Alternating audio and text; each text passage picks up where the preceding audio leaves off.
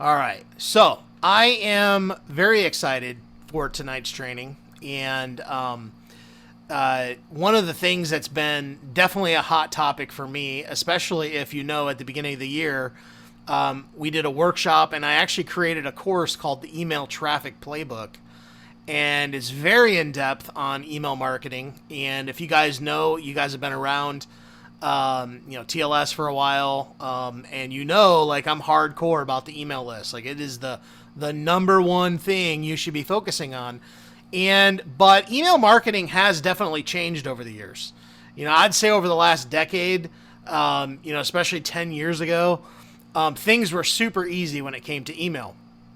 You could just send out an email, and you could get a lot of traffic, things like that. However, things have changed, with the fact that, well over, it's like 50-60% of all email sent online is spam email.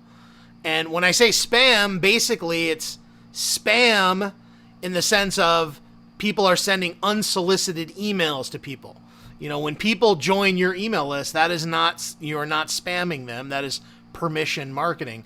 But the fact that so much email online is spam, the email service providers have gotten they've had to get very aggressive in how they identify emails. And so the topic of email deliverability has been a very hot topic with me especially over the last year, as I've consulted with, some top people in this field. And just lo and behold, several weeks back, guys know Angie around the community, and Angie reaches out and she's like, hey, you should really have Josh Schonert on.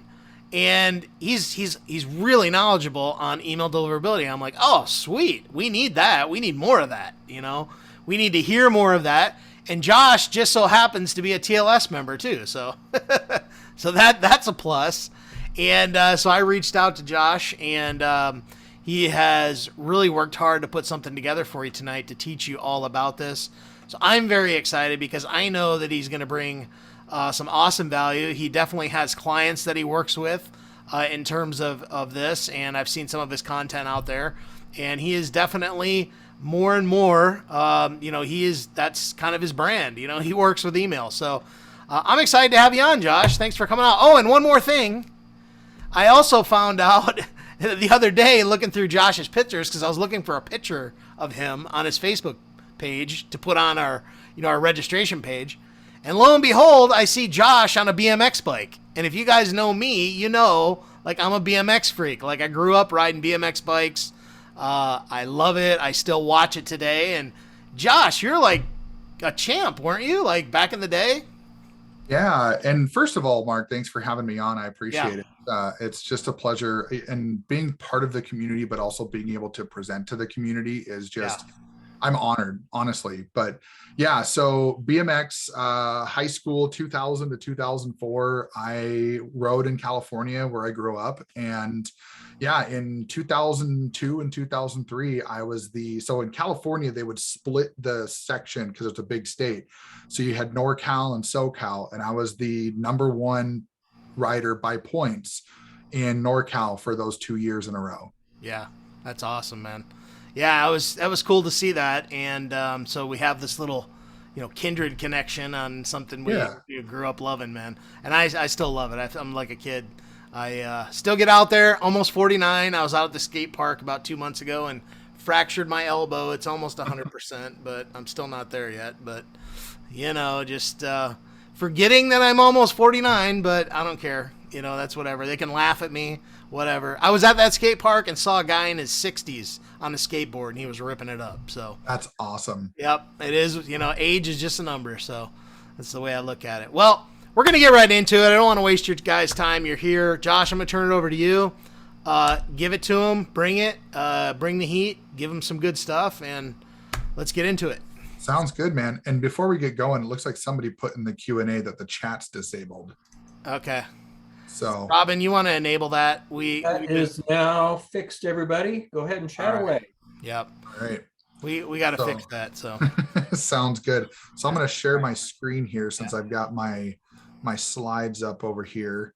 I'm going to turn my video off and just let you do your thing, Josh. Go to it, man. Sounds good. Oh, there we go. We got people commenting in. Awesome. So, and let me know if you can see that. Yep, you're good. All right. So, like I said, thanks for having me here. I appreciate it, and I'm super honored and humbled to be able to deliver email deliverability to everybody. And what we're going to talk about is some of this stuff may be knowledgeable, some of it might not. And the goal is not necessarily to make anybody an expert. The goal is to show people exactly how they can improve their deliverability, but also understand deliverability to its core, because I think that's where a lot of the gray area comes in. Is people know, they say, oh yeah, I hear that term all over the place. What is it? And so before we get into email deliverability, the thing that I want to do is I just want to introduce myself a little bit. And so who am I? I'm Josh Schoner. Who the heck is this guy? So like it says up there, I'm a husband, I'm a father, I'm a techie, and I'm a digital marketing specialist. I'm actually certified in email marketing, digital marketing, and automation. I've been certified for a few years now. And the big thing that I love about this is I am a techie guy. So I love tech. I love building websites. I love doing all this stuff. I love video and editing, but I didn't realize right away how fun it is. And I say fun, not in a sarcastic way, legit. I enjoy every moment of going in and fixing email deliverability problems. It is so amazing to be able to go in and find the little nitty gritty things that people just don't really understand, or they don't think about it, or they think that, oh man, I want to be able to, send these emails, and they forget that, if you don't have it set up, the emails might not go there, and you don't know what you don't know. And so I started really getting into that, digging into it. But I've been around the block for quite a bit. I sold meat door to door. I sold insurance. And that got me into the online selling world. And that got me into network marketing. It got me into affiliate marketing. And it just grew and grew from there. And so now I do, like Mark said, I have clients all over the world. I was actually just on the phone right before this meeting with a client from Australia. And it's just amazing how I can meet with people all over the place, and I don't have to be limited by my location.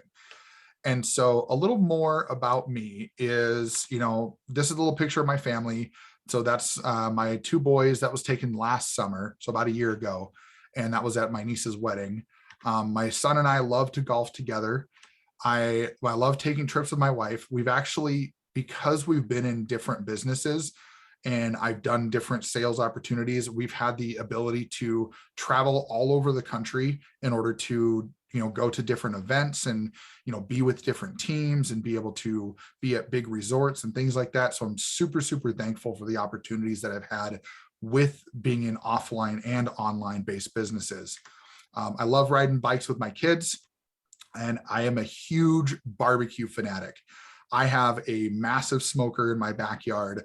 I smoke brisket and I do all this stuff, and I love it.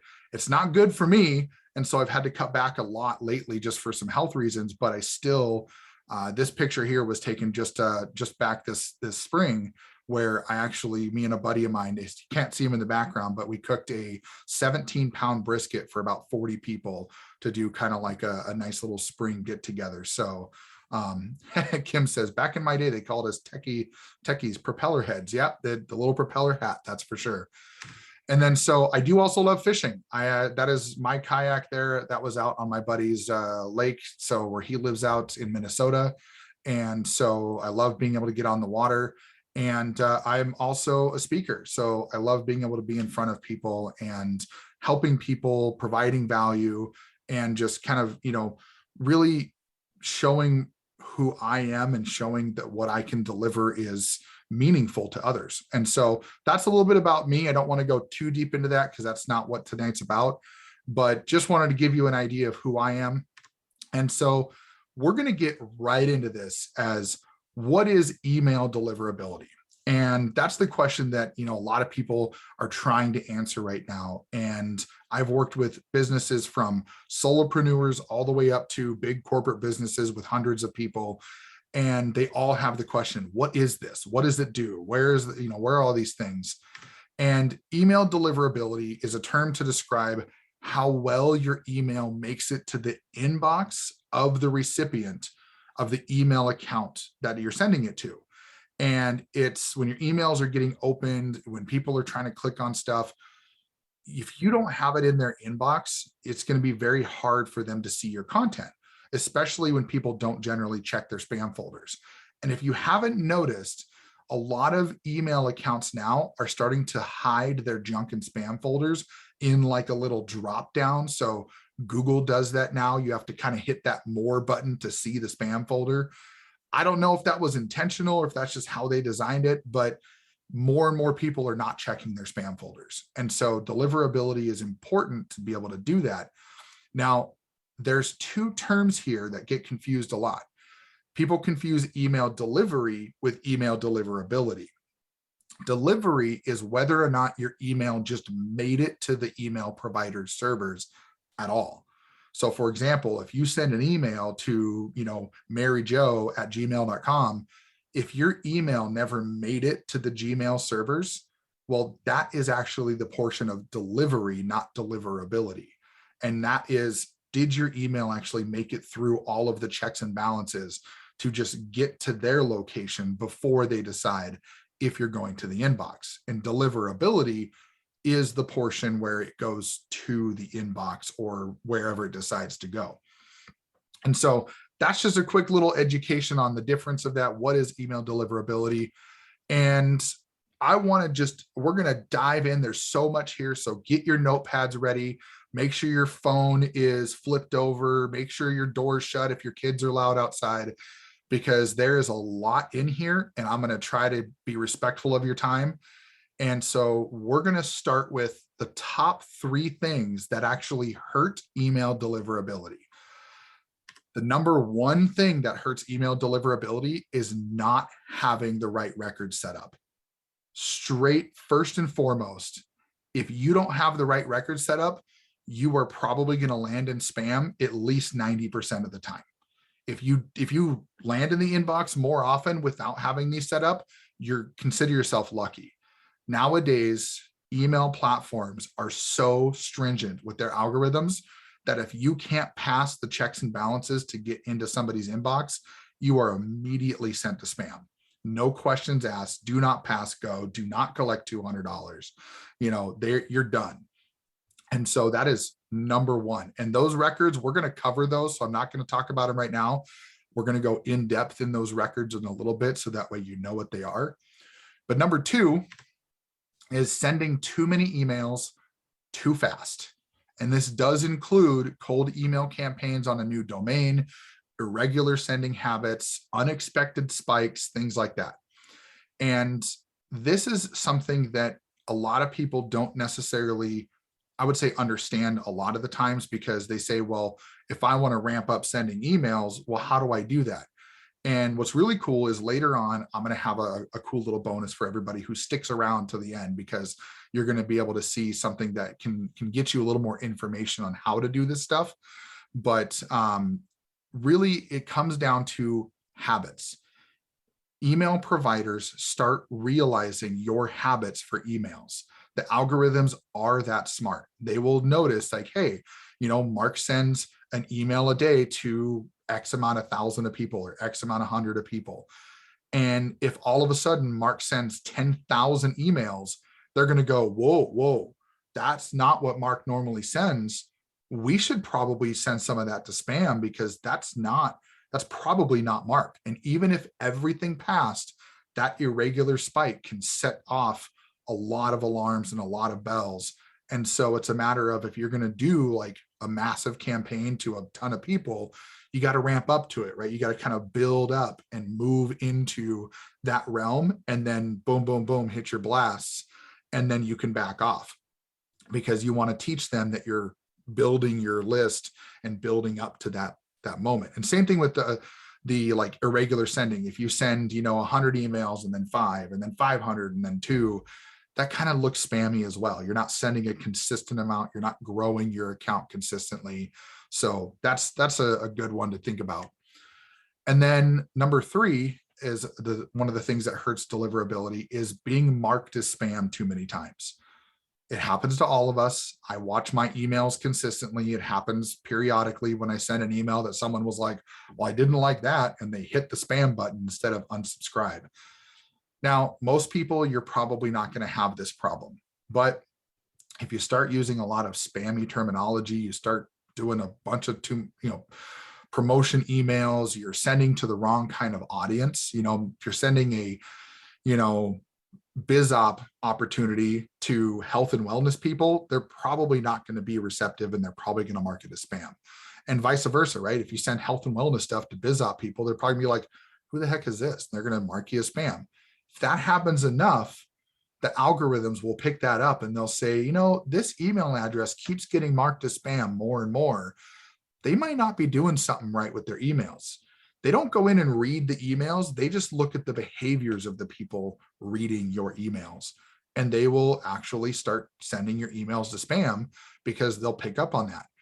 One thing I just thought of too that I wanted to put in here is also people just not opening your emails. If they're not engaging enough, that can also be another trigger, where if you're not getting any opens and they're just deleting your email and not even looking at it, that can also trigger, but that's not as heavy as a weight as someone marking you as spam. And so we talked about those acronyms in number one. So like I put here, what in the heck are those weird acronyms you just mentioned? So we're going to dive into those because I think it helps to understand what they do to know how important they are. So the first one is the SPF record. That's the sender policy framework. This is actually a format that helps senders, like email sending platforms, and help also email providers know that, okay, it is okay to send emails from this domain or from this IP address. And so what it does is it helps prevent people from spoofing your email address.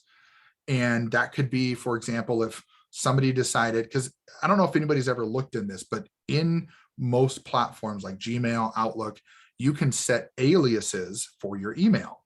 So Joe Schmo at spammydomain.com could set an alias to Mark Harbert at markharbert.com and send it to all of Mark's contacts. Now, they probably don't have a list of his contacts, but they could get an idea of who's conversing with Mark, look at a friends list somewhere, whatever, and they start sending emails to these people, and these people think it's Mark. What the SPF does is it's a check against that system to say, okay, there's an SPF record on Mark's domain that says that all of these emails have to come from his sending platform or one of these things in there. And that email didn't come from those. That email came from some way off domain somewhere over here. And depending on how the SPF record is set up and other policies as well, it may just reject that email and say, hey, you're not allowed to send this. You are not part of our SPF record, so you can't send this email. And hey, Josh, just real quick too.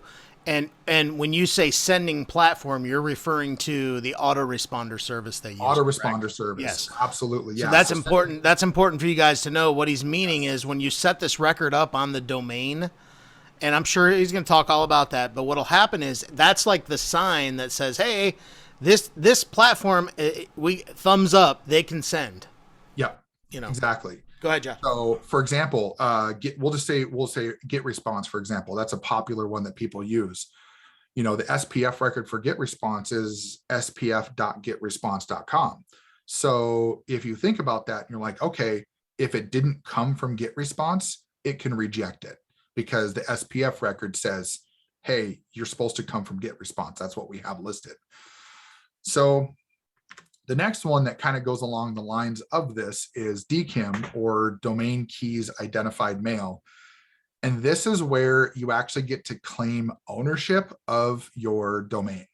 So if anybody's ever seen this when you're setting up an autoresponder and you go put in, some sort of record, right? They tell, and then this is what happens. This is what I get from most people is there is a situation where they'll say, oh, you have to go do these settings in order to confirm your email, to authenticate your email. That's exactly what this is it's confirming that you are the owner of that email address and that you are permitted to send emails from that server or from that domain. So in my case, it's josh@jkshoner.com, I have a DKIM record that I got from my autoresponder. I do use GetResponse. I also use a couple others. And I have that record that I got from the autoresponder that I put in the records of my domain. So that way they can crosstalk, and the domain, the autoresponder can talk to the domain and say, hey, do you have this record? And they say, yes, I did. I got it. It's right here. And they say, cool. Now we can confirm that you own that record.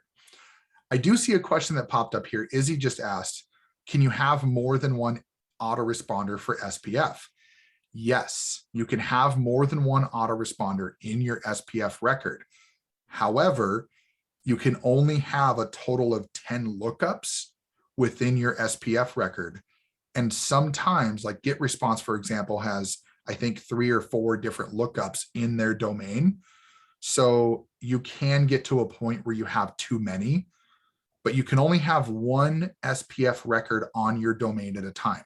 So it's usually a text record, a TXT, and that record is usually set up with a like V equals SPF1. And I didn't go through all of like the setup process here because we're going through more of like understanding deliverability and like how it all works and why it's all important.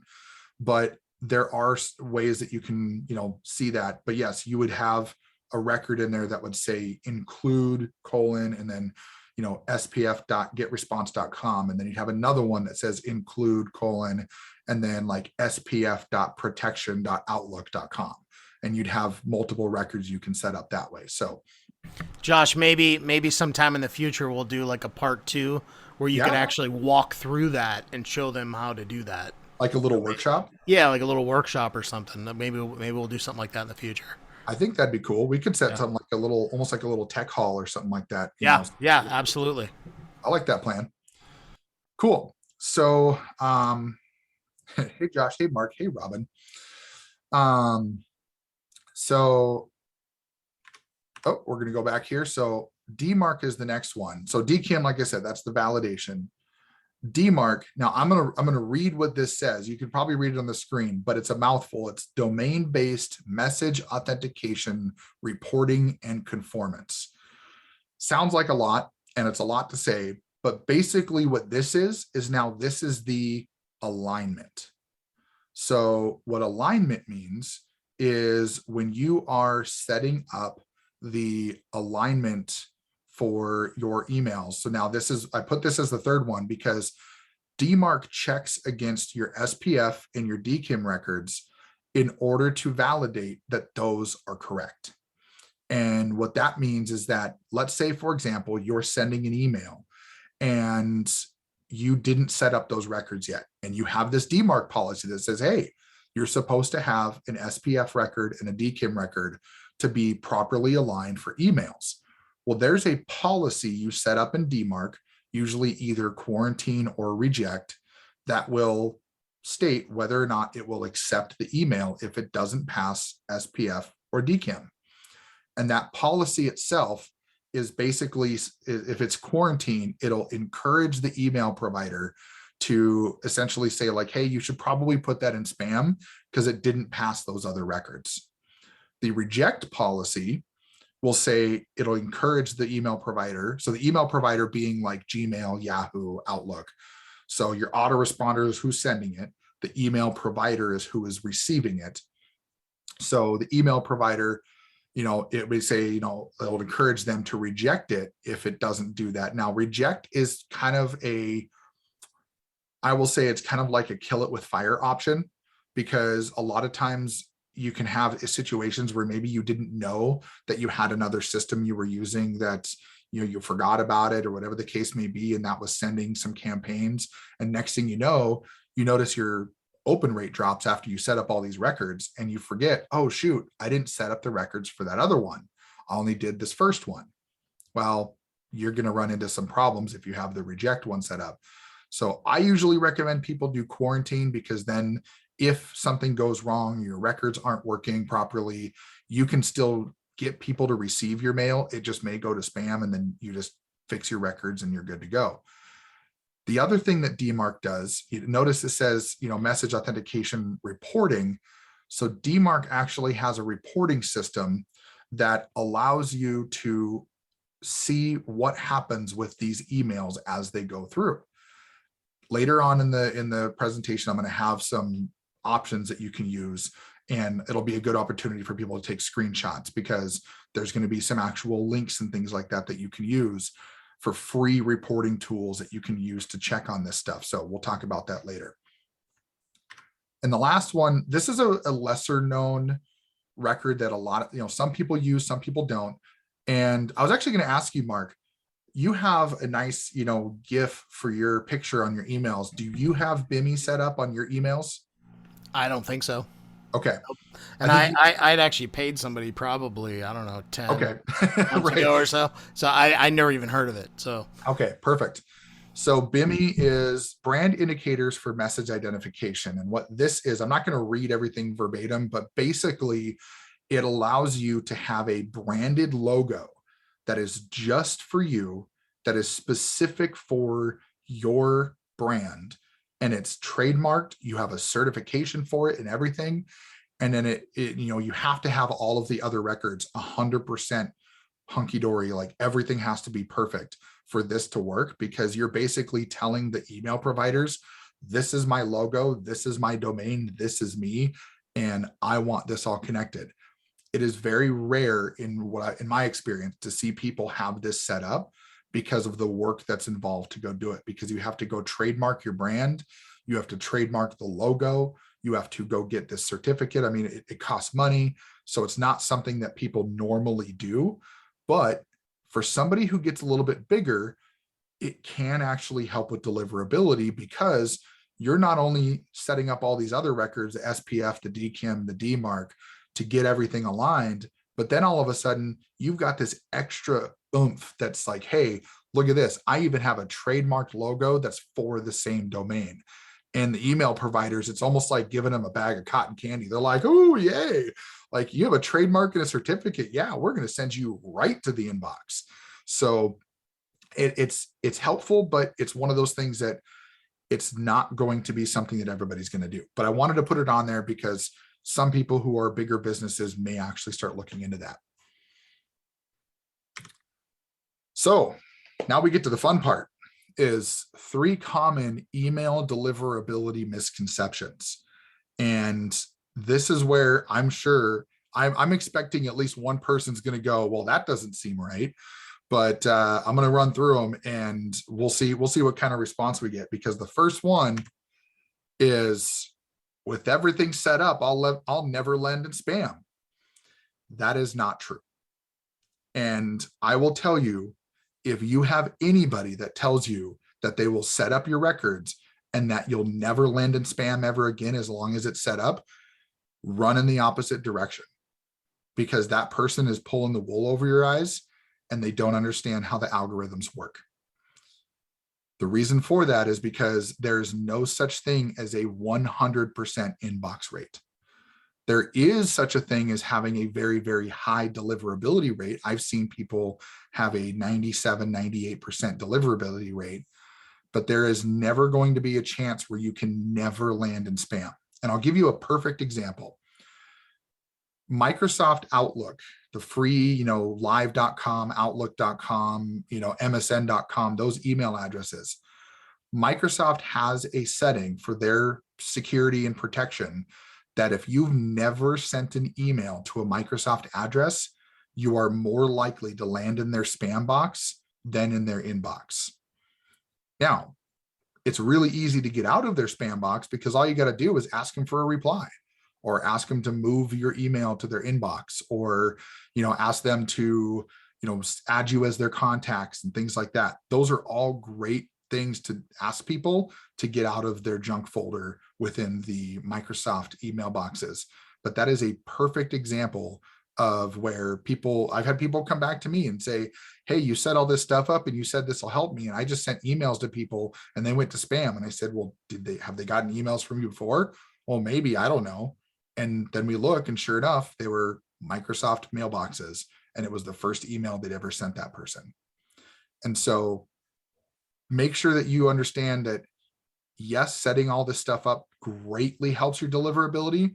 but it is not 100% foolproof, and it does not protect you 100% of the time. Like we talked about right away, right? The things that can hurt deliverability, being marked as spam or people not opening your emails can start putting you back in the spam box. Misconception number 2, another controversial one, is that being in the promotions folder is just as bad as spam. Again, not true. And here's why. Back in 2012, 2013, when they enacted the promotions and updates and social tabs in Gmail, 100% of the people had it because it was a new feature. And within just a few years, that dropped down to about 60%. So that was around probably 2016, 2017, it dropped down to about 60%. And then by 2020, the percentage of people using the promotions, updates, and social tabs in Gmail has dropped to 30%. And I think now it might be even lower. And the people that still have them, they check them almost every day. Like 50% of the people that have the tabs still check them every day. In Gmail's eyes, those tabs are still considered the inbox. The difference is that they're classifying it as promotion or updates based on the wording, the subject line, and how much HTML customization is in the email. And so this is another one of those things when people say, hey, we'll help you get out of promotions and updates. Yes, there are ways to do that. It's all about wording. It's all about links and pictures and all that kind of stuff. But I will tell you from experience, and even asking some of my own clients, when they get emails from me and I say, hey, do I land in your promotions or updates? And they go, oh yeah, some go here, some go there. And I even test them myself. I have different mailboxes that I use for testing. And I still see most of my clients open my emails, even if they land in their promotions or updates folders. And I've asked them and I've had them reply and say, where'd this come from? And they'll come back and say, it was in my promotions folder. Just goes to show, as long as you're getting somewhere where they can see the email easily, whether it's in one of those tabs, it doesn't matter. They're getting it. The trick is having a good subject line to get them to open it, or have somebody that recognizes your brand well enough that they see it in there and they go, oh, there's an email from Mark. All right. I don't know about any of you guys, but I see an email from Mark and I'm like, there's an email from Mark. I'm going to open that right away. Hey, I just wanted to point out too, Josh, that's a great point regarding, if you have an email, and you guys have, especially if you went through the email traffic playbook course at the beginning of the year, I talked about when you're doing emails, I have emails that have images in them, but I don't do it a lot. Mm-hmm. Now, it's not that I couldn't land in the primary or whatever, but I choose not to because my goal is to have my email looking more like it's coming from me and not like a big brand, so to speak. You know what I mean? So I'm glad you pointed that out. I think that's a very important point to mention. Yeah, no, for sure. And like, even for me, the only picture I have 2 pictures in my emails, and it's my logo at the top and the picture of me and my family at the bottom. And that's it. And that's only because that's my brand. Josh, and another thing regarding, links in emails, yeah, I have always kind of held to, no more than 3 links in an email, preferably 2. And I honestly, for me, I'm super conservative. I count the unsubscribe link as a link. Okay. Yeah, that's just the way I do it. But, I usually stick to 1 link, no more than 2, typically. Sure. That's a really good point to bring up. And it's kind of here or there, like 6 in one hand, half dozen in the other. I mean, some people say that having too many links can cause some problems. And it's true, especially if the links are different. Now, what I've learned is the algorithm doesn't necessarily look for the slug in the link. They're looking for the domain in the link. Are all of your links coming from the same domain? If so, you can get away with 4, 5, 6 links in there as long as they all come from the same place. So like, yes, the unsubscribe link would technically be one domain. And then, for example, for me, I have all of my links set up through a link tracker like ClickMagic, where every single link comes from the same domain, whether it's actually just the main JK Schonert part. So like, my main domain is jkschonert.com, My link domain for ClickMagick is jkshonert.link. And what's cool about that is the algorithm will pick up the main part of the domain, not necessarily the .com or the .link. And it will look at that and say, oh, these are serviced by the same domain provider. And as long as you're not putting in a whole ton of different domains of links, like the people that go in there be like, here's my resources. And they're like, 16 different affiliate links. That is going to spam. Dude, Like, I can't even begin to tell you. That is my biggest pet peeve. I see people do it all the time, and I see some big marketers do it, and they have these massive, disclaimers with 14 different links in the footer of their email going to all their social things and all that. And I just think it looks very spammy to me. yeah. Yeah, it very much can. And I recommend if you use the tools that come with the autoresponder that you're using, a lot of times they've set up a lot of these like different like pre-built footers and things like that in a way that they know is going to not hurt your deliverability. Like, you think about that. If you're setting up everything yourself custom, you're setting yourself up for failure. If you're using the email builder that they provide, you're more likely to have a better chance to land in the inbox because they design these emails specifically for marketers, for newsletters and all that kind of stuff. So don't try to reinvent the wheel. If you're going to use some sort of footer or you're going to use some sort of, template or anything like that, just make sure that you're doing what they provide because they've already tested these things. And and you probably know this too. These autoresponder services like Aweber and Infusionsoft and ActiveCampaign, they actively work with like Gmail and Yahoo, and these guys are like, their companies are big enough and they have the resources to be connected with a lot of the development teams of, say, Gmail and Yahoo. Yeah.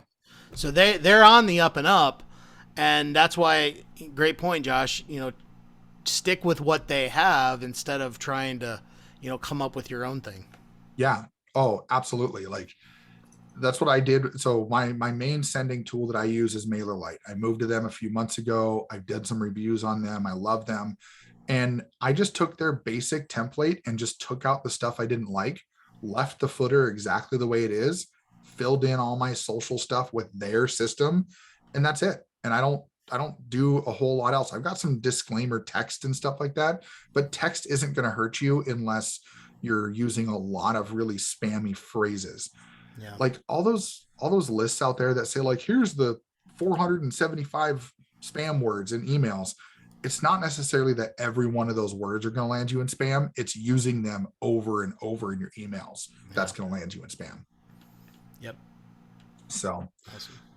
And then, Bob asked, what's the name? MailerLite? Yeah, that's the one that I use, Bob, is MailerLite. And the AR codes all the links. What does that do? So that's just a safe link deal. So the autoresponder will code the links to just basically protect it from having any sort of naughty things going on when people are sending emails out there. And it just, they do it for their own sending systems. There are companies like MailerLite or ActiveCampaign, a couple others that allow you to do like a custom sending domain. So then that way, most of your links should show up as your domain, but they still can get encoded because that helps it get through the servers. But yes, to answer your question, Joe, they can tell they're from your domain. So it's just think of it like a paint job on a car, right? The car is still the same. The paint job's just different.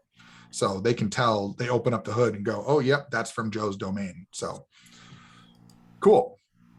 And so the last misconception is email marketing popularity is decreasing, which is why people aren't opening. False. And I'm going to show you some stats on the next screen, but get that out of your head quickly because people aren't opening because it's decreasing in popularity. People aren't opening because you're not using good subject lines. Because you suck, basically.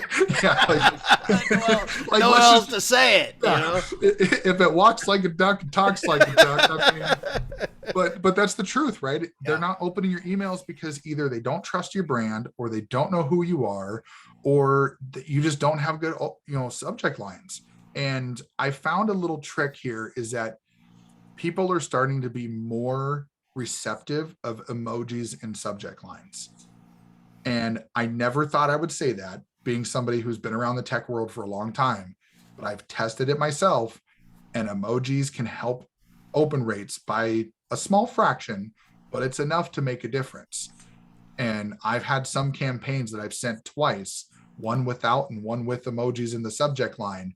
And I will tell you, I was blown away when I saw one get a 32% open rate, and I threw emojis in there, and just sent it 12 hours later. Not even a later time, like days or months, just 12 hours later. And the same email, same subject, just with a couple of emojis, one in the front, one in the back, and it went to a 42% open rate. So almost a 10% increase just by having emojis in the title.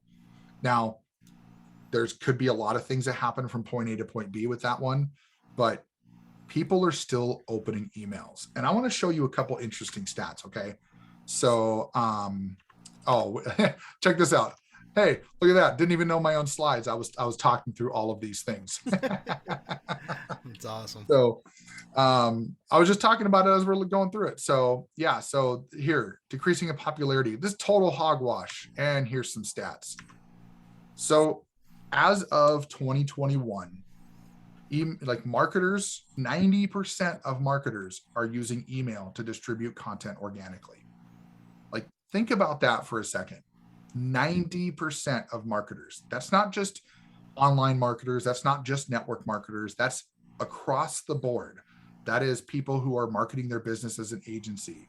That's Target, that's Walmart, that's Best Buy, that's Home Depot, that's Tesla, that's, GoFundMe. These are all considered in the list of marketers. And they're talking about the people that are using any form of marketing. 90% of them still use email to distribute their content. So that makes me realize, if we were really decreasing in popularity, why would people that are big name brands still use email? Like, it just wouldn't make sense if it wasn't popular anymore. So the next stat is 81%. 81% of small businesses are still relying on email as their primary acquisition model. Not just marketing, but their acquisition model, meaning they are sending out emails to potential clients to try to acquire them as customers and clients for their business. So again, the question is, if it's decreasing in popularity, why? Why would 81% of small businesses still use email to acquire customers? It's because it works. And here's an interesting stat that most people don't realize is, if you take all big businesses, all small businesses, all solopreneurs, multiple member LLCs, everybody who sends emails, the average open rate across all industries is 21%. Now, Mark, let me ask you this. Is your open rate more than 21%? Yes. And I bet, and just in the chat real quick, people put in the chat, does anybody have an open rate over 21%? Like, just one email got over 21%. Robin says yes. Let's see, who else is listening? Alice says yes. Izzy, yes. Anthony, one email, yes. Hey, one is enough. Joe, sure. Karen, rarely. Okay, but that's still, rarely is still better than nothing. Yes, some 45%. Look at that. Boom, boom, boom. Frank says no. Okay, so Frank probably, has maybe some work to do. Maybe some of this stuff is going to help him out. But think about that. Of all, Anthony, 60%. Dude, you need to recreate whatever you did on that email and do that over and over again. But like, here's the thing. If you're all getting, a lot of these people are getting over the average open rate across all industries is 21%, and you're getting over the average rate, call that a win. Now, I didn't put it up on the screen, but when you look at the average rates, technically internet marketing sits around about 16%.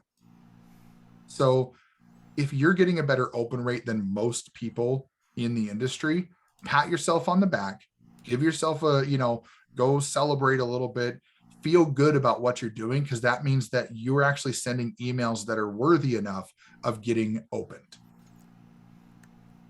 Yep. And then the last stat here is I just wanted to show, this kind of comes down to what I talked about with emojis a little bit, but I wanted to talk about like personalized subject lines generate 50% higher open rates. So personalized meaning you're using their name or you're using their city, or you say something like attention network marketers or attention small business owners or something like that. You're using some form of identification that personalizes the email that's being sent out.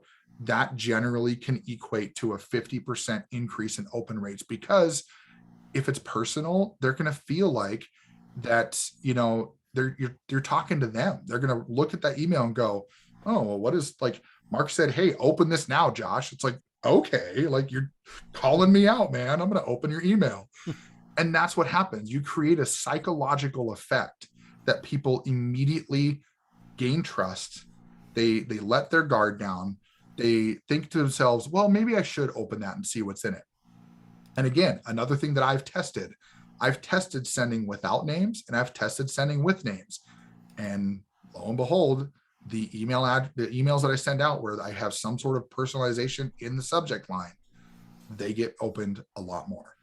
I usually see about a 10 to 15% increase in my open rates on a really good subject line. On mediocre ones, because we all do that, right? We all think of something, we're like, oh, that sounds okay. We're having a rough day or a little tired, and you're like, oh, sure, like, oh, how are you today, Josh? Well, I mean, it's going to get opened, but you're not going to have a lot. Versus like, you won't believe what happened today, Josh. Like, that's probably going to get opened a lot more. So, Josh, now, I just wanted to point out something too. And one of the reasons that, and this can help open rate too, I do a lot of segmenting. So, depending upon, like, we have certain emails that go out where we'll send it out to TLS members where I've seen us get, 50 to 75% open rates. As where I have a certain segment of my list where I'm emailing typically the highest engaged people, and I'll get anywhere from 45 over 50% on that segment. yeah. So that plays into it a little bit too. So. Yes, it really does. And, it's a good point to bring up is towards the end, I'm going to have a cool little treat for people, specifically for TLS members and people who decide if they want to be a TLS member. There's a cool little bonus that we'll talk about at the end that will actually talk about some of that as well. But what's really neat about segmenting is I do this a lot. I have different things that, oh, look at that. Kim just said, I had to check. One of my emails had a 44.4% open rate. Like, give a round of applause to Kim. Like, that's huge. Awesome. That's more than double the average rate. Like, you're doing something right, Kim. So 444, great numbers. That's right. So segmenting is really neat. And I have different facets to my business. I have people in a mastermind on Patreon. I have people that I do stuff with Fiverr. I've got, a biz opportunity that I work with, and I segment my list to those people that are in those areas, because like, if I'm doing something with my mastermind, I don't want people like the random populace to get blasted with an email that's meant just for those people. Right. I don't need people that purchased from me to get, promotional emails from the same company that they're part of. Like, you don't need to blast people with stuff that's unnecessary. And so segmenting can help your open rates, because people will know like, hey, that's designed for me, versus, oh, well, that's just another one of his newsletters, Yep. So yeah, that's a really good point. So here's the thing. How do I increase email deliverability? And it's going to seem like a little bit of review, but we'll go over a few different things. So obviously, the first thing is setting up the right records for your domain. Number one, don't forget to do that. Don't leave yourself behind. Don't sit here and think that, oh, I'll get to it later. That should be the number one thing that you focus on right away, is get those records set up. By setting up those records, you're not waiting for something bad to happen to go, oh, shoot, I should do that. You're setting yourself up for success right away. And you do this through your domain provider. So GoDaddy or Namecheap or HBA hosting or whatever you're using.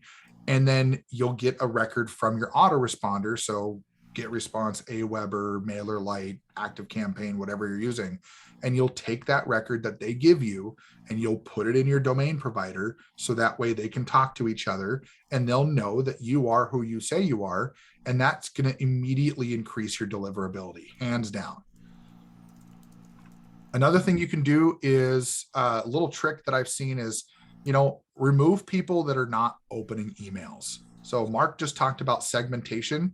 Well, segmentation is one part of that whole kind of ordeal, but the other part of it is just, if people aren't opening at all, then get rid of them. And I put it here, it's not worth hurting your reputation to try and get that one person to open your email. And when I talk about reputation, there is such a thing as domain reputation. And if you send emails to people who are not opening, and you do that over and over and over, the email providers will actually start picking up on the fact that you're not getting opens. And they're going to go, hey, you've been emailing this person for 12 months and they've never opened your email. So they're going to start sending you to spam. But not just that person, anybody else who doesn't open, they'll start sending their emails to spam, and it'll just keep going, that snowball effect, because you'll just keep going and keep going and keep going until finally you're having a 5 or 10% open rate, and you're trying to figure out why. And it's because a lot of people may not open your email day one. I've seen my open rates, 24 hours in, I'm like, oh, cool, I got 32% on that one. I thought that was a good subject line. And then I come in the next morning and I look at my computer and I'm like, holy crap, it's at 42% now. And it's because some people take a day or two to open them up. Some people open them up weeks down the road. But you don't want to get yourself in that trap of thinking that, it's going to keep going, right? You don't want to get yourself in that trap that you can just keep emailing and eventually they'll start opening. If they're not opening, they're not opening. Whitman just asked, does mark as read count as an open? Great question. And I love these questions because it's actually, it's going into diving deeper into what to do, right? So marking as read does not count as an open. And I'll tell you why. Every email sender, so autoresponders, whether you send an email from Google, whether you send an email from Outlook, or you send it from your autoresponder, they include this little hidden, it's like a picture basically that's inside of your email that nobody can see, not even you. It's just embedded into the code in the email. And when somebody opens your email, it loads that picture in the background, and that is what triggers the open. Now, people who use iPhones, first of all, I don't understand. I'm an Android guy. I don't understand the appeal about Apple and iPhones, so forgive me. But I also don't understand why they think they have to meddle in everybody's email. And this new thing that they had come out earlier this year, or maybe it was late last year, I forget exactly when it happened, but hashtag Team Android, woo, yeah. But here's the thing, they set up this new thing where people can mask their emails, and then it gives them this kind of temporary backend server that automatically opens the email for them when they receive it, to be able to forward it to this masked email to get to their device. It is the dumbest thing I've ever heard.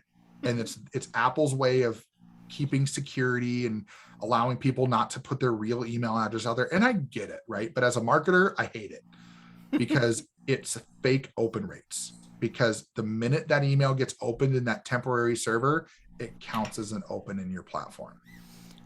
I can't stand the mail. I love Apple, but I can't stand their mail app. It's It's horrid. so bad. Yeah, it's bad. So bad. I don't even. That's why I just use Gmail. I have Yeah. Gmail workspace, but Yeah. it's so bad. And we're going to get into some timelines here, and I have some funny ways to talk about it, but there's a couple questions that relate to this. So someone said, does people replying to your emails help? Absolutely.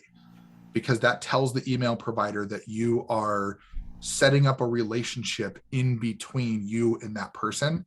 And so a little trick that is actually in my bonus later on, but I'll give a little freebie of what's in that bonus, is a little trick you can use is if you have other like free email accounts you use, is you send emails to yourself, reply back to your email, and then reply back from your from your professional email back to that free one. That three-way communication basically sets it up where you'll never land in spam in that person's email or in that test email you have for a very long time. Yep. And the same goes for anybody who receives your emails. And so one trick that I use for all of my welcome emails, especially if I'm giving away something for free, Yep. is I always say, hey, please reply and let me know that you got it. Yeah, I do that. How many of you guys have opted in for one of my freebies, and in the email it says, please reply and let me know that you were able to download it okay, with just a quick thing.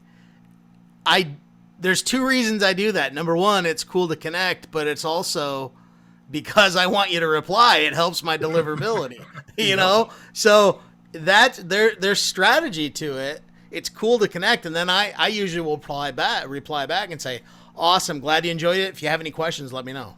100%. So, and I love what you mentioned there, Mark, is that it's a way to connect. I have had so many great conversations from somebody replying and saying, yep, I got it. And I'm like, cool, thanks so much. Let me know if you have questions. And they'll reply back and go, wow, you're actually a real person? Yeah. Like, yes. Like, you think this is like a robot or something? I was like, well, yeah, the email's automated, but like I wrote the email, like this is me. But that's the thing, is then it starts that conversation. They go, oh, well, that's cool. Well, tell me about this program or tell me about this thing. And then you create this relationship, and it's such a great feeling because you get to validate people's concerns when you reply back, because they're like, oh, I'm just going to get this free thing and they're never going to talk to me. Yeah. It turns email from a one-way communication to a two-way communication. Oh, yeah. And if you guys have ever noticed too, occasionally, sometimes I'm actually due, so this is making me think of it. I'll send out an email to my most active group of people. And I've been doing this for so long now. I literally have thousands of videos on my hard drive. Mm-hmm. And I will go through and find something of value from like 2 or 3 years ago. And then I'll send out an email like, hey, I was looking through all my old files. I found this killer training on this. If you want access to it, reply back and I'll send you the link. And then I'll sit there for an hour or two replying back to emails back and forth, And all that's doing is just like increasing deliverability. It's increasing the ability for me to make sure that I land in the inbox. It's all strategy too. Yeah, for sure. And yeah, Frank had a question here. He said, is an open simply a click to open, or is there an amount of time that you have to be there? Once you click it to open it, it's done. That little picture is like 1 kilobyte. It's not very big at all.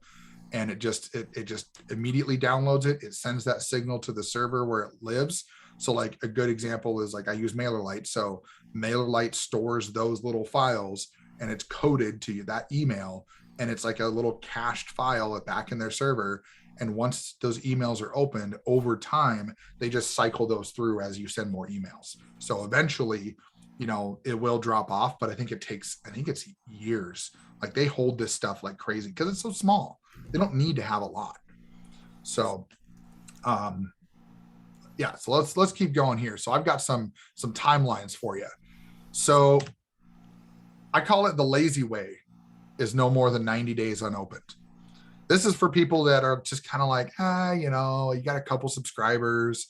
You're not really too worried about 1 or 2 people not opening your emails. It's fine. I would say don't go more than 90 days. And the reason for that, and this is my recommendation, some other people will tell you to do longer, but if they're not opening your email for 90 days, what's even the point? I mean, they're not going to open it anyway. And yes, I've heard stories of people say, well, this guy was on my email list for 2 years and never opened an email, and then opened one email and he joined my system. Congrats. But these days, you're paying per how many subscribers you have for your autoresponder. And do you really want to pay for people that aren't actually, reciprocating? You're providing value. daily, weekly, monthly, whatever it is, and they're just not paying attention. And we're running a business. Like, the whole idea is to run the business like a business, and leaving people in there and paying for people that aren't reciprocating, it's not doing well for your business. So keep that in mind, right?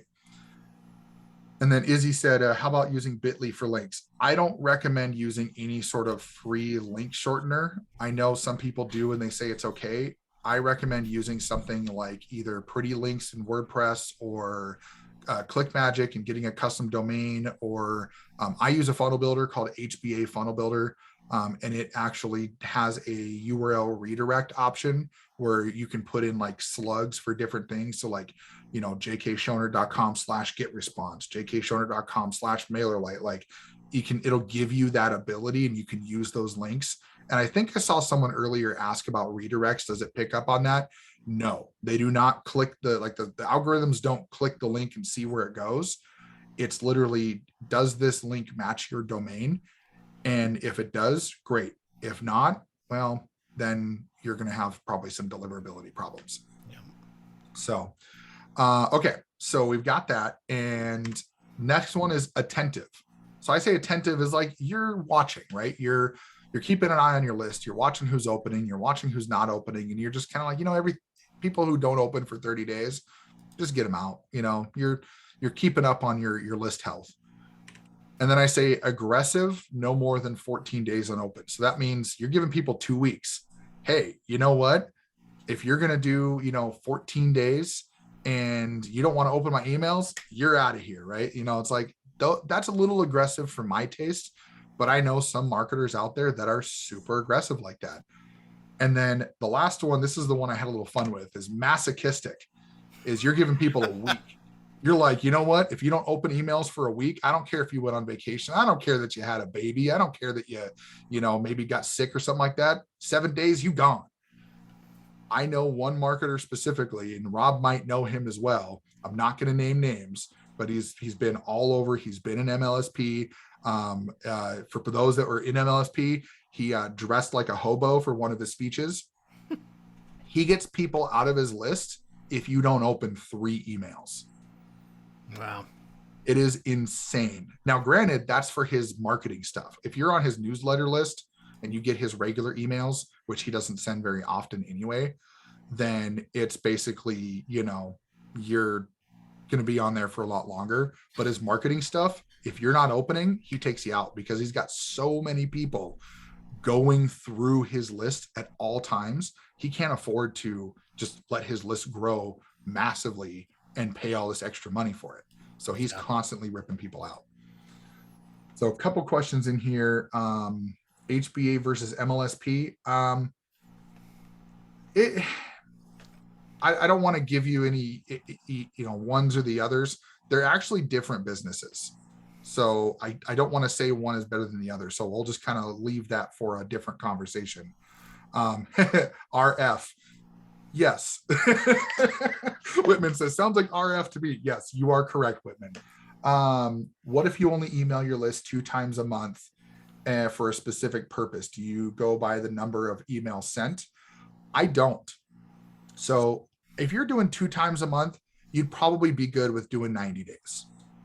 Because if you're only doing twice a month, you're not going to get hurt as bad if you send a couple emails to somebody who doesn't open. I send emails almost every day. Sometimes like today, I think today 2 emails went out, or maybe 1 went out, but it's almost every day for me. Some people are once a month, some people are once a week, but you go by how many emails you're sending, how often you're sending. That's a good plan. And then you kind of adjust from there. And you think about it, there's no like real number of how many times you can send an email and they don't open it and then you get rid of them. It just comes down to just the time frame, right? Just, well, however many days you feel comfortable getting people ready, getting rid of people on your list. So there's no perfect way. I had a little fun with it here, but there's no like one size fits all. You got to look at your list. How many people you bringing in a day? I bring in a couple leads a day minimum. So I'm at the 30 days mark, and it's just, I don't really think that that's too aggressive, but it's also not too lazy either. So, and I actually use a segment for mine. I have a specific query that checks if they've opened an email in the last 30 days. But so, and I think we should talk more about the workshop deal, Mark, because yeah, I could show people segmentations and like setting up different things and, you know, how that works, because I have it set where they have to have joined more than 90 days prior, and then it will check for the 30-day mark. So that way it gives it enough time for them to actually be on my list and see that I'm providing value, instead of like, oh, you signed up 30 days ago and you haven't opened anything yet, like you're gone. So I make it wait 90 days from when they signed up, and then I start tracking the 30 days. Yeah. So for me, right away, it's like 120 days ish. Yeah. And then, or no, yeah, it's about 120 days or so. And then it'll start just kind of having a rolling effect. Yeah. Yeah. And different autoresponders are going to give you different, like I use Keep, which is Infusionsoft basically, Mhm. you know, and they have all kinds of saved reports, and you can create these reports and then put them on your dashboard. So mine update in real time basically.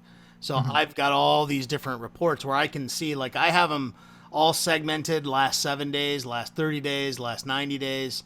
And then I have all my buyers segmented as well. So I know, okay, these many buyers have engaged in the last 7 days. Yep. You know, so you can really, you know, create all different kinds of things with it. And but you know, that way you're aware of where you're at, you're aware of what's going on with your list.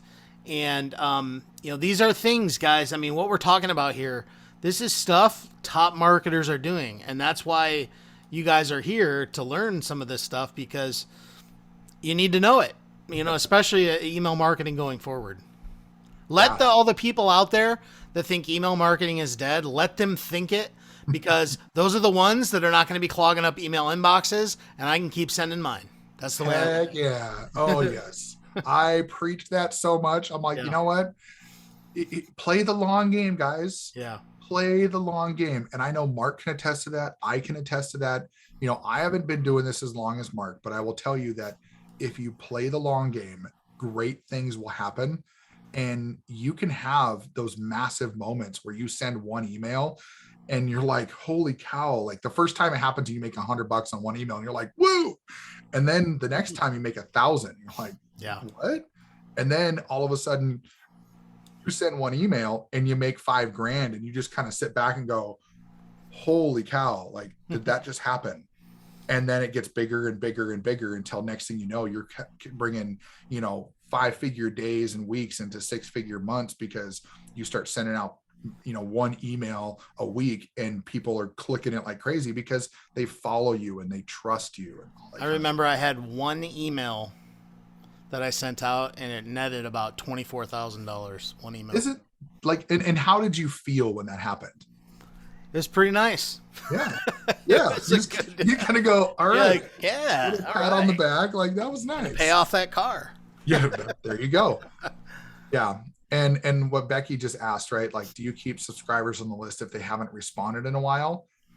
I don't really care about responses. I care about opens and clicks. And so, yes, replies are great only if it's necessary. So if there's like a specific, you know, I'm asking for replies and people aren't replying, you know, yeah, it can kind of make you feel down a little bit, but it's not the end all. I would be more focused on engagement as like opens and clicks, and, you know, people who are subscribing to things, like when you do a new thing to your email address or to your email list, and it's a new thing you're putting out there, and you're like, okay, how many of those people opted into that new thing? You know, that's the kind of stuff you want to look for, those kinds of metrics. But yeah. All right. So another tip to improve your deliverability is removing catch-all or role-based emails. So this are emails like info at, support at, no reply, company, team. Most people that use those emails don't respond back to those emails, and they don't even open them. They're catch-all. They're there to, like, if you send an email to somebody, to like their support team, right? Well, support doesn't respond back. Some person responds back, or if you get an email from somebody that comes from no reply at domain.com, well, if you respond back to that, like that's not going to do you any good because they're not looking at that because it's a no reply email address. Now, some of those no reply, some of them will even it'll not let you reply. But a lot of these other ones like clients and company and team, or, some of them that do, I've seen a lot of people like connect at, they're not looking at those emails. And so there are some companies like MailerLite does it. They will automatically remove a lot of those because they know that they hurt deliverability. Other companies don't. So a good, easy thing to do is just literally go into your contacts list, go to the search box and type in info at and see if any show up. And if they do, get rid of them. It's not worth it. Now, if you get one that's highly engaged, leave it because that means that they're actually looking at it. So if you go ahead. I just wanted to say too, Josh, that you're making a great point here as far as contacts. On the other side, the flip side, your sender email should not be any of these either. Like yes. You don't want to, like we do have support at markharbert.com and we do send emails, but it's not mass emails, right. Where they're actually coming from us. But, I'm not going to send out 10,000 emails on a blast from an info at markharbert.com. It's mark@markharbert.com, or right. I have my sender email, which is mark@replytomark.com. And I've been using that for years. So yeah, you want it to be personal to you. Absolutely. Absolutely. And there are times where, let's say, for example, if you're running a business that you don't want your personal business emails sent out to people and you have a newsletter, and you could do like newsletter at markharbert.com, or, it could be like NL or something like that. Or sometimes it's like, info at nl.markharbert.com, because you're using a custom sending domain just for that newsletter. There are companies that do that, but they're not sending mass emails like that. They're sending like onesies and twosies and things like that. Or if you're a small company and you're only sending a few emails, it's not going to hurt you as much. But best rule of thumb, just don't use them. If you have it, use it for specific purposes only. The marketing side of it, just leave it to your name. It's easy as that. And so Alice asked, what if there's opens and no clicks? So that's not really something you would remove people for. That's something that you would adjust the body of your email, because whatever you said in the email did not entice the people to click. So sometimes you can get away with a good subject line and people will just open it and click right away because they're like, that was fantastic. Yeah. But that's rare. Usually the body of your email is the thing that you're actually getting clicks on. So, all right. And remove bounced contacts from your email list. Oh, we got a little one in here. Hey, buddy. You going to bed? Okay. Well, good night then. So that's what it's all about, man. Yeah. Heck yeah. That's why I love working from home. It's amazing. Yep. So anyways, remove bounced contacts from your email list. So I'm putting all this on the screen so people can read through it, but there's a difference between the types of bounces. There's soft bounce and there's hard bounce.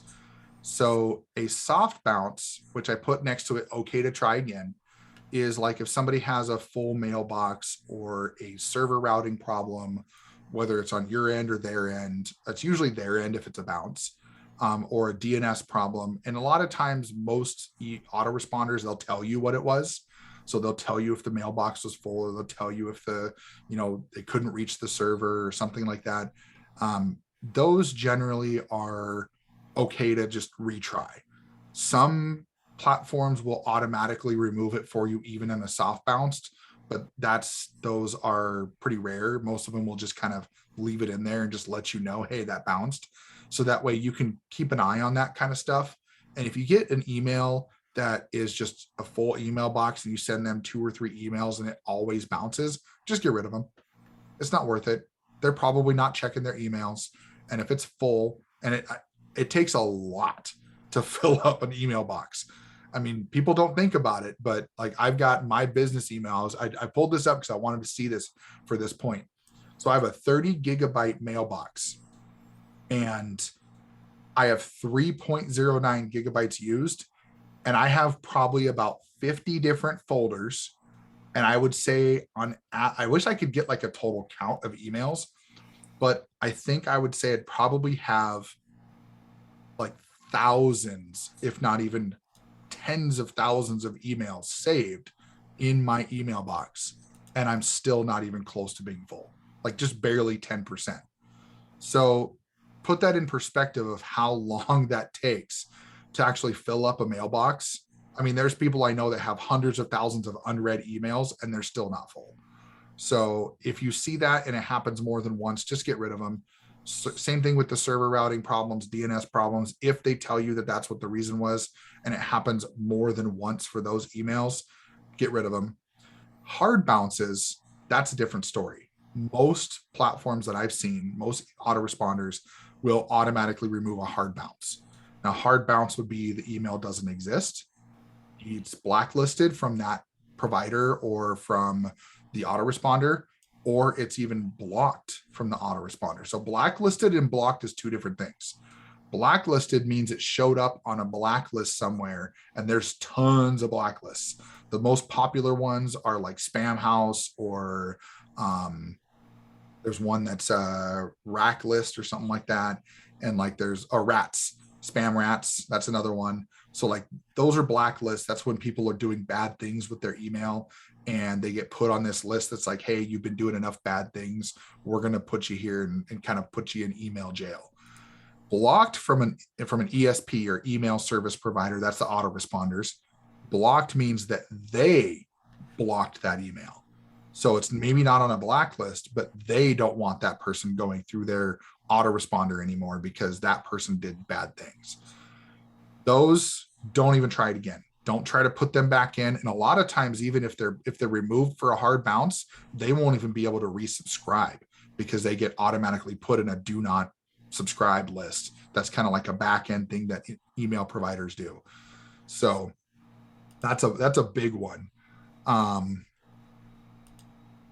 Karen has a question in Aweber. How do I find who the bounce ones are? In the reporting, it should be there. There should be something in there that shows you're bounced, or even if you like look at the stats for a specific email. I'll be honest, I haven't used Aweber in a while. It's been probably a few years since I've touched Aweber. Not a lot of people use it anymore. They've had a lot of problems with deliverability lately. But here's the thing. Some people still use Aweber and it works. So it just depends. Also, if you need to know and you can't figure it out, write their support and ask them. Yeah, that They'll too. be able to tell you. Yeah. And Bob says, which is better, Aweber, GetResponse, MailerLite? Out of those three, for a newbie, GetResponse is probably the better option. MailerLite is great, but they have a really rigorous approval process because that's how they keep their deliverability so high, is you've got to be able to prove that you're a legitimate business, which most of us can do, but they have a lot of key trigger words like affiliate marketing, MLM, things like that. Sometimes if you talk a lot about promoting, they'll deny people from sending emails through their platform because they want to protect their deliverability. And this actually brings up something really interesting. So autoresponders have their own set of IP addresses, and IP addresses are basically what services communication through the internet, right? So if there's people using their platform that are doing bad things, it actually hurts everybody on the platform. So that's one of the reasons why Aweber has gone downhill recently. Now, that doesn't mean that Aweber is done for. They might be able to recover from some stuff, but there was a few things last year that they had some pretty bad apples that were doing really bad things. And actually a couple of them even got to the federal level. And Wow. Aweber is trying to recover from that. And that dropped so it increased their spam rate from like single digits to over 25%. So 25% of emails that flow through Aweber are landing in spam. And there's a really cool company out there, and I'm actually going to put it in here for everybody. So it's emailtooltester.com. So that company every 6 months does a report on deliverability for the main autoresponder platforms out there. So Constant Contact, MailChimp, MailerLite, GetResponse. And the reason I chose MailerLite was because they have hit the top spot for the last 18 months straight. And that says a lot. And those move around all over the place. So Robin says, I'm gonna sit over here and pray for my autoresponder service. If you're using Aweber, pray hard because they're working really hard to improve it. Yeah. I don't use them a lot, but I had somebody who I'm connected with, and they actually said, hey, we're working really hard on this. He reached out to me for some help, which was really cool.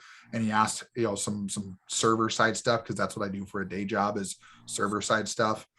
But most autoresponders, they are going to cycle through their IP addresses. They're going to get rid of bad ones. They're going to try to keep their deliverability as high as possible. You said emailtooltester.com, right? Emailtooltester.com. Yeah, I threw it in the chat already. Really, really cool platform. They do a lot of reviews on different autoresponders. They do a lot of different blogs and stuff about different things they do. And every 6 months, they put out this rigorous test that they do on like 20 or 30 different autoresponders.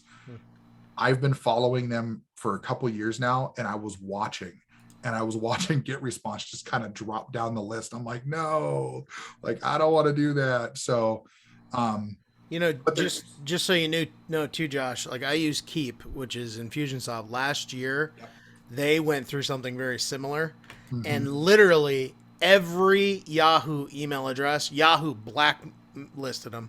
So every Yahoo address had was bouncing because they were basically blocking their servers. So I sent out an email one day. I have no idea what's going on. And I think I sent out something like 8,000 emails, and I get like 1,100 bounces. I'm like, what? I'm like freaking out here, because I typically only get maybe 10 to 20 tops, Yeah. And next thing I know, I find that out. So it was going on for like 2 months.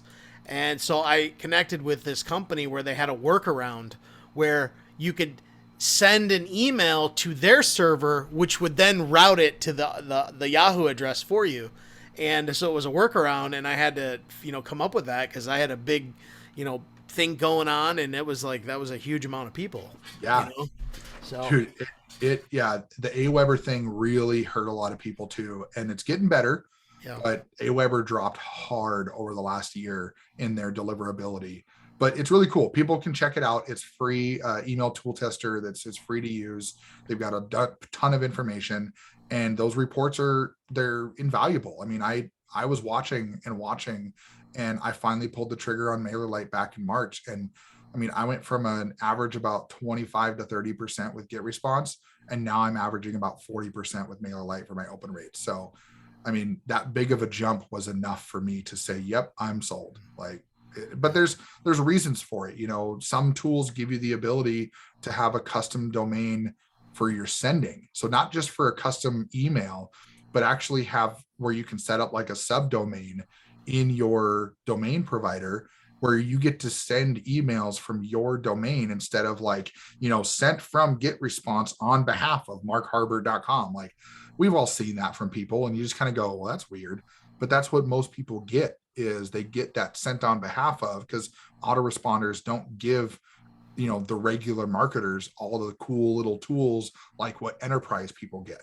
So, all right, so let's talk about my favorite thing to talk about. And this is another one of those controversial things, because there are people that use email just for marketing purely.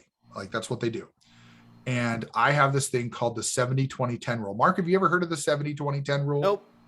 Cool. So this is going to be new. I like it. So this is 70% value, 20% promotion, 10% lifestyle.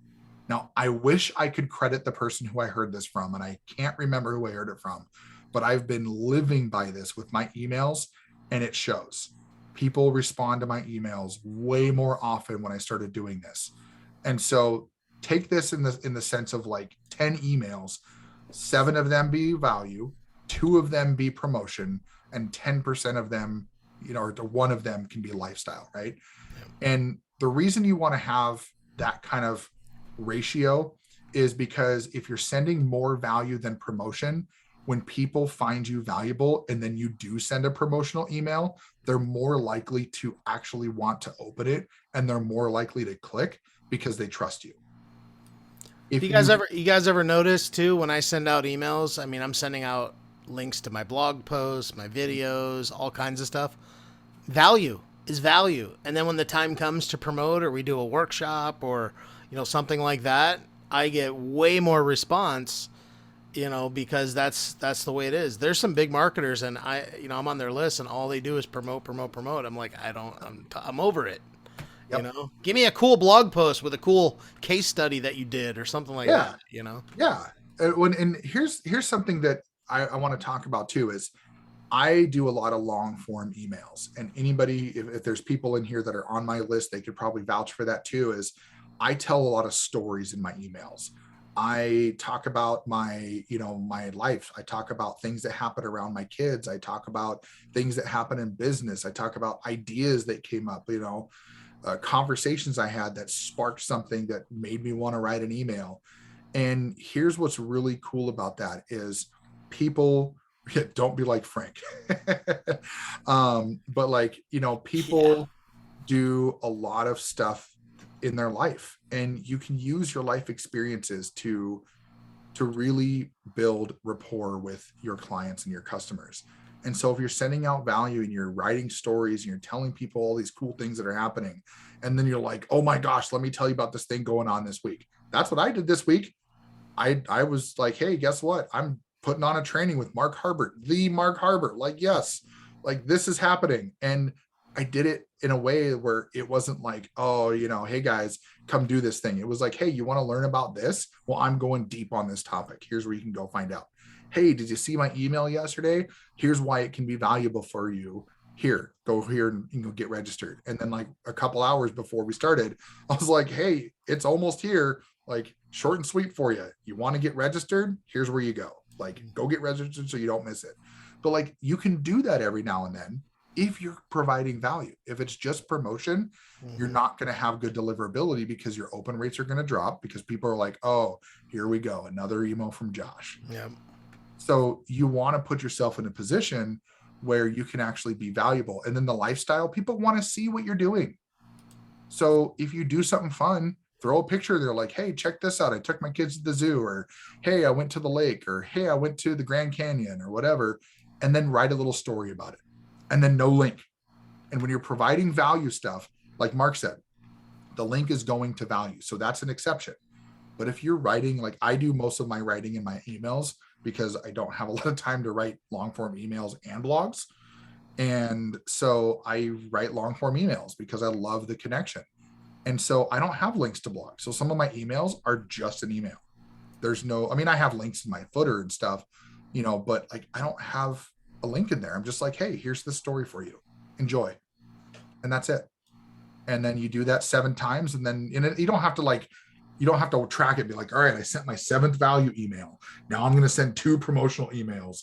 And like, you don't need to do that. Just keep that rule in mind. Send more value than you promote, and you will make happy clients and happy customers. Absolutely.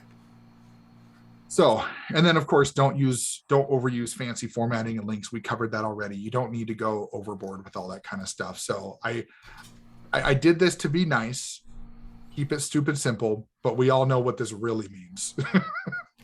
So, yeah, so I will just say, keep it simple. Don't overcomplicate it. So, sorry, okay. We're not politically correct here. So, fine. You're Keep it simple, if you don't keep it simple. Yeah. Right. So, all right. So here's. Believe me, I've been plenty stupid before. So I've been plenty stupid. So, yes. All right, everybody take a screenshot, because this is where your fancy added bonus free tracking tools. So take those screenshots, write it down. I'm going to leave it up for a little bit, but I'm going to go through each one of these quickly, because I realize we're at 90 minutes, guys. That went by fast. Holy cow. So anyways, added bonus, free tracking tools, Postmark. So I put in the DeMark part of Postmark. Postmark has this really cool free DeMark reporting tool that you can set up a DeMark record where they will track all of your emails for you and send you a weekly report, usually on Mondays, where they will show you how your emails are doing in terms of SPF and DKIM and DeMark alignment.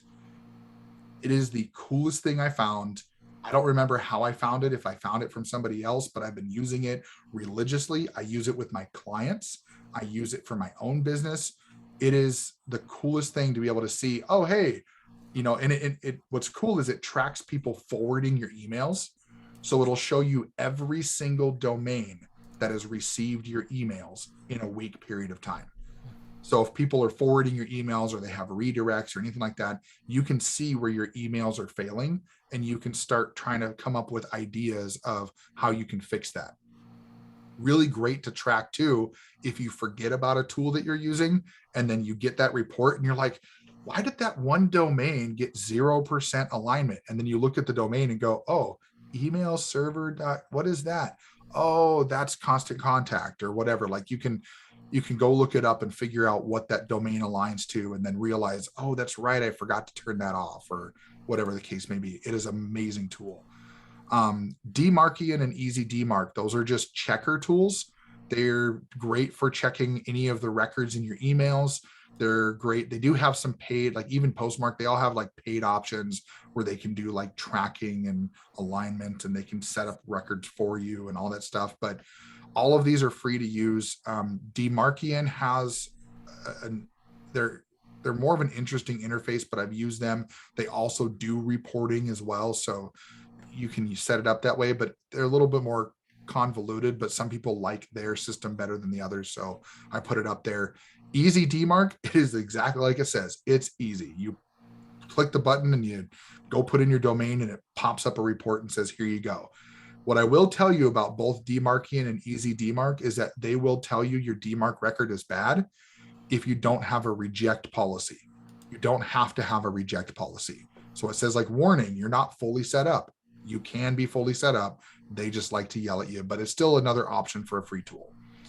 MX Toolbox, that is probably my favorite tool, but it's a little bit more for the techie people. So if you're good with learning how to kind of navigate an older website that's a little bit more techie friendly, that one's really great. But they give you a lot of different tools you can use, and you can check against blacklists on MX Toolbox, and you can even set up a monitor for them. So you get one free monitor. So I did that for my main domain, and they'll send you a report every week to let you know if you've been placed on a blacklist. Chances are most people aren't going to get placed on a blacklist, but it can happen. And then Google Postmaster, I just did a check before our session here, and 80% of my emails on my autoresponder right now are Google emails. So Google Postmaster is a great tool to use. Again, it's free, and they will actually track your domain reputation, your IP reputation, your spam rate. So people actually clicking your email as spam. It'll track your authentication, like everything, but it only tracks for emails that flow through their servers. So you're sending emails to people that have Gmail accounts or Google Workspace accounts. It's only going to track those, but since that's the majority of your emails, it's going to actually help you understand how you're doing. So that should be long enough for people to have that. So I've got this little star here because free bonus for TLS members only. And I'll work with Mark on how to distribute this out to people, or we'll put it in the back office for you guys. But I have a free ebook that I wrote with the help of a couple other people that provided some information, which I did the right thing and called them out at the end of the book. So for TLS members, I am giving away my ebook. It's about 39, 40 pages. And it actually goes even deeper into the strategies like segmentation. It goes into strategies like, if you start getting into spam, what to do and how to get out of it and how to back off a little bit and like get your reputation back up and running. Like, it is a comprehensive brain dump of everything that I know about email deliverability and how you can set everything up correctly the first time, and how you can, it's got all the descriptions of everything. I've got a glossary in there of what all the terms mean. Like, this is the full shebang of everything you can think of that is email deliverability. And so I did a little button, upgrade to TLS Insiders today if you want the free ebook. So there's my little shameless plug for you guys. That's awesome, man. Yeah, absolutely. We're going to put this in the members area. So for those of you on here who are not TLS members, what are you thinking? Like, get in there. Yeah. We definitely, we put all these resources inside, in the site, and you get access to the replay and go back through this. I mean, this training is crazy good. And I'm already going to be talking to Josh after this. Like, hey, Josh, I need your help with this. I got a couple things I want you to look at. So absolutely, 100%. Yeah, if we can get that from you, we'll put it in the members area and people can download it right there. So yeah, that's awesome. We'll get that out there. I've got it in the PDF and we'll have it there. And it's kind of neat. I had a little fun with it. So I got this little like kind of digi background that goes through the whole book. It's kind of fun. But so I did see there's a couple questions in the Q&A. So I wonder, I've never tried this. Answer live. You would like to answer this question live. Okay. I guess that's what that is. So it says, I sell video editing. So Bob's got a few questions. I sell video editing courses and commercial advertisements for local biz. What do I do for links for Gmail or MailerLite or Aweber? I guess I don't understand that specific question, but which one was it again? Let me see. Yeah, I said I sell editing courses and commercial advertisements for local biz, and what do I do for links for Gmail and MailerLite and Aweber? Oh, I think, okay, I see what he's saying. So he has links to the courses, and basically that is, I got it. So yeah, the links for the courses in the email, use some sort of like pretty link or URL redirect or some sort of link tracker that you can have your custom domain on, just so that way when you put those in there, you're going to have those available. Let's see here.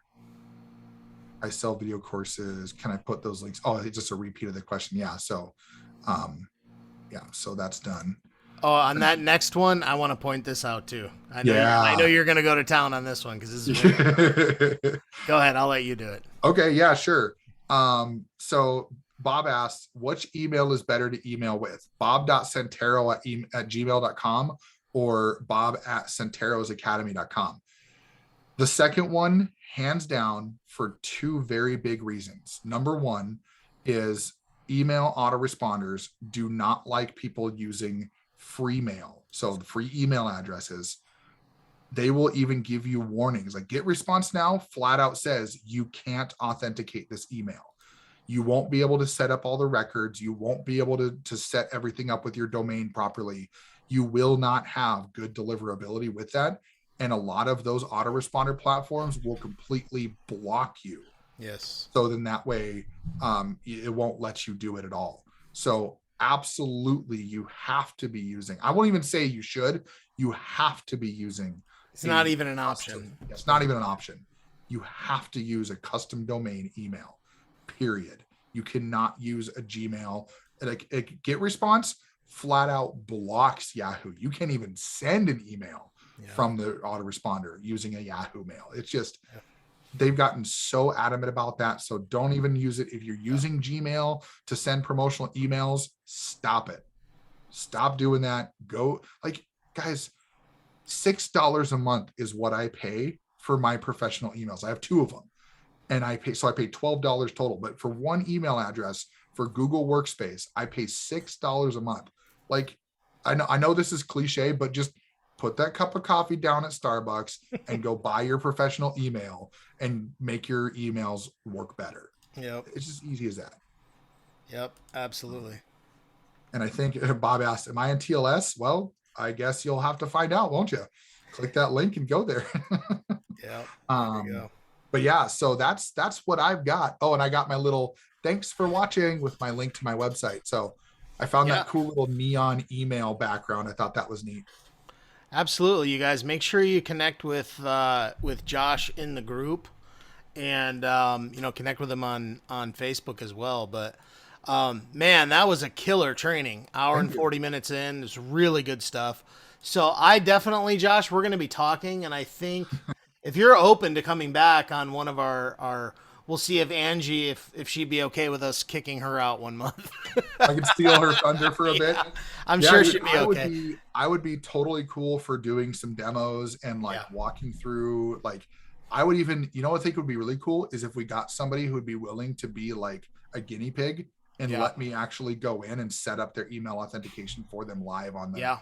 webinar. No, and I think it'd be good and run through some scenarios. So maybe what we could provide is generic records that people can fill in and Yeah. put them in or something like that. Yeah. So that people, have that. I think that would be awesome. So I'll chat with you some more and we'll get that worked out. Would you guys like that, by the way? I mean, I know I would. So Yeah, do the clapping reaction, or do like a 1 in the chat, or yeah. a heart in the chat, or something like that. There we go. Lots of claps, Yeah. hearts. Sure. Yeah. Look at that. Awesome. I love that. Look at these people hungry for more. Yeah. So, yeah, we'll definitely get that worked out. And for those of you, again, that are not TLS members, which, by the way, guys, we're pondering a rebrand name. We may change it from TLS to something else. So I'm kind of getting back to my roots of video. Like, I'm really hot on video right now. And so we may go back to something like that. But, I've got some cool ideas. And as time comes, we'll reveal all that. But Nice. we're always trying to make it better. We want to really improve on it. This community has actually been around since 2015. So, and we still have some charter members that have been here ever since.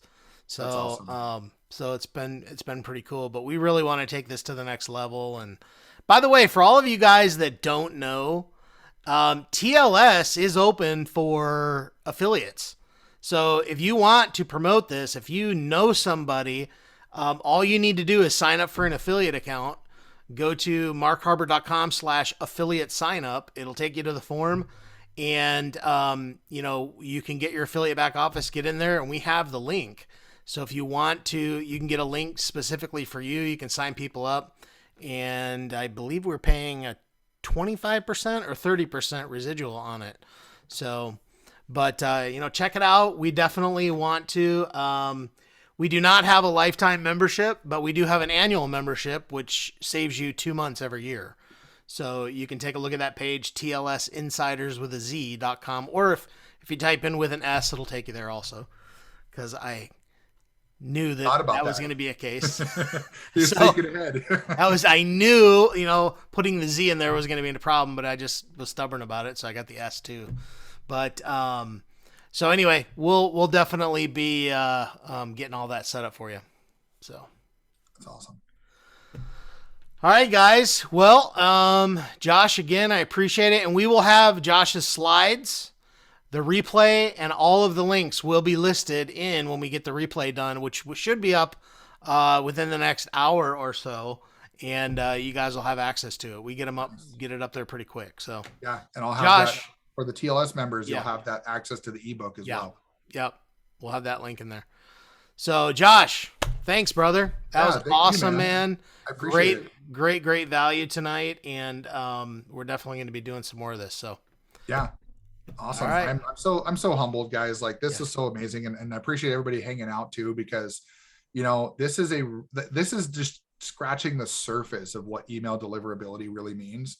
And I tried to cram probably 4 hours worth of real training into, 90 minutes, and we barely made it, hour and 40 minutes. But like, here's the thing is, don't let it scare you either. Yeah. A lot of this stuff is kind of one and done type stuff. And so don't feel like you have to sit back and be like, oh, I gotta constantly check. It's like, when you get going, it just kind of, it just works. And then you only have to change things if you change something. Yeah.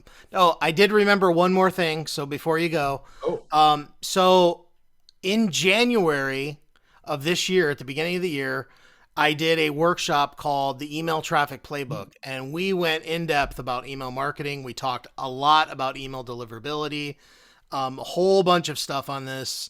is encapsulated in that course. And I have not really sold it ever since. We did it. We've got it together. I just haven't taken the time to get it all together. But if you want the course, we sell it for $297, and you want to get it, we have a coupon code TLS 100. No, excuse me. It's ETP. Let me make sure. ETP 100 off. And so if you want the link to that, send it into support@markharbert.com. Robin will get you the link and you can get it for $197. If you don't have it, I highly recommend you get it. Okay. So as a TLS member, we'll give you a discount on it. But man, it is loaded with stuff. And, it's really good. This is a topic you want to master. I can't stress it enough. It's the most profitable channel you'll ever have in online marketing, which is one of the reasons you want to master it. Okay. All the other stuff, the social media following, all of that is secondary. It's important, but it's all meant to drive people to the one thing that you own, and that's your email list. So do everything you can to master it, take advantage of that, and pick that up as well. For sure. So, all right, guys. Appreciate you. Have a great night. Again, Josh, you rock, man. Appreciate you, brother. Awesome. And we'll see you guys soon. And keep your eye open on emails and in the group, okay? We'll be giving you updates regularly. So appreciate you guys. Love you. Have a great night. Thanks, everybody. Bye-bye.